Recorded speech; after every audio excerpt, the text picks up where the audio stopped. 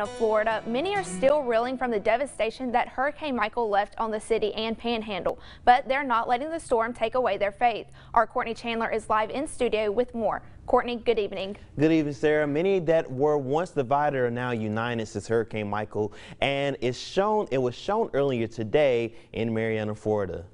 I were on the phone together and we said, gosh, we should do something, and that was Tuesday about what, 9:30 in the morning.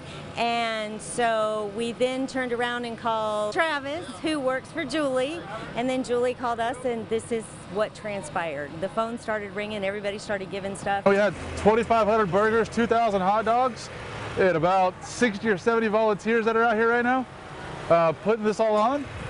And for this to have started Tuesday, it's pretty amazing to see that it's going off. It allows people to get it off their mind a little bit. They come here, have some good company, eat a hot meal, get some supplies, and kind of step away from being at their house, listening to a generator, and being in the heat. Many Jackson County residents showed their gratitude toward the support that has been given and believes that the storm has brought unity among the county. This is amazing because right now we really need it. This is devastating, for Jackson County. We never experienced, something like this, so we're very thankful. Everybody's just pulling together, and it's really heartwarming to see that. To get along with each other, and that we love each other, that we won't be judged by the color of our skin or by the content of our character. There's a song that says, we fall down, but Marianna's going to get back up.